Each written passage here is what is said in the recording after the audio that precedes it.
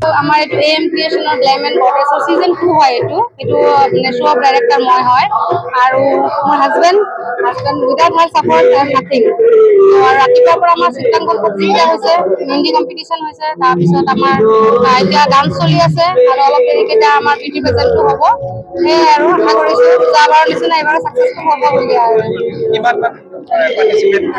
Participate আমাৰ ডান্সৰ approx 50 cross কৰিছে, দেন বিউটি প্ৰেজেণ্টৰো আমাৰ এনেকুৱাই কিবা আৰু বিউটি প্ৰেজেণ্টৰ 20 মান হ'ব, মানে অল অভাৰ মিলাই আমাৰ 150 কণ্টেষ্টেণ্ট মানে আমাৰ হৈছে আৰু এতিয়ালৈকে।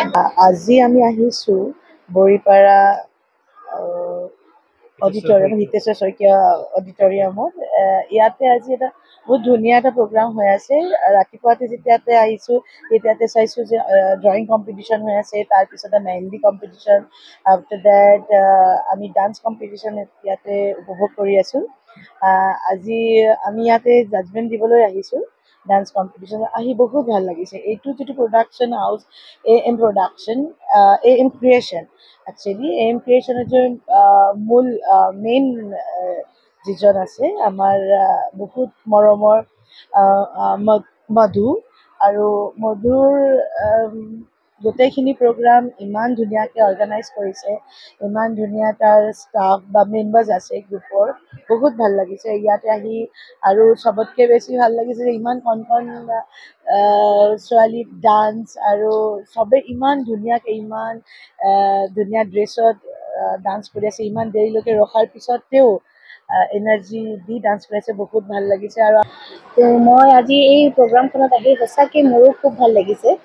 এই প্ৰগ্ৰামটো AM ক্ৰিয়েশ্যন প্ৰেজেণ্টছ, মানে ইয়াৰ শ্ব' ডাইৰেক্টৰ যোন মধুমিতা সূত্ৰধৰ, তেওঁ সঁচাকৈ এজন খুব ভাল মানুহ হয় আৰু তেওঁ ইমান ধুনীয়াকৈ প্ৰগ্ৰামটো এৰেঞ্জ কৰিছে। সঁচাকৈ মোৰ আহি পিনে খুবেই ভাল লাগিছে। আৰু চবতকৈ ভাল লাগিছে যে ইমান সৰু সৰু ল'ৰা ছোৱালী, ইমান প্ৰতিভা, আজি ইয়াত ইমান প্ৰতিভা, সুন্দৰ সুন্দৰ প্ৰতিভা আমি দেখিব পাইছোঁ। সেইটোৱে আশা কৰোঁ আমি যেনেকুৱা, মই বাইদেউ যেনেকুৱা আমি DID গৈছোঁ, তো সেনেকুৱা সেই সৰু সৰু ল'ৰা ছোৱালীবোৰো যেন সেই ইণ্টাৰনেশ্যনেল লেভেললৈকে যায়। আৰু মই বিশ্বাস কৰোঁ যে ল'ৰা ছোৱালীবোৰো তালৈকে যাব, কিয়নো ইমান ধুনীয়া ধুনীয়া প্ৰতিভা আজি আমি দেখিছোঁ, তো খুবেই ভাল লাগিছে। আৰু ইয়াত আজি বিচাৰক ৰূপে আহি খুবেই আনন্দিত উপভোগ কৰিছোঁ। আৰু মই আশা কৰিছোঁ যে ল'ৰা ছোৱালীবোৰে আৰু ভাল ভাল নিজৰ প্ৰতিভা, সিহঁতৰ মাজত যি প্ৰতিভাখিনি লুকাই আছে, যাতে আমাৰ অসমতে সীমিত নাথাকে, বাহিৰতো যায়, সেইটোৱে মই আশা কৰোঁ। ধন্যবাদ।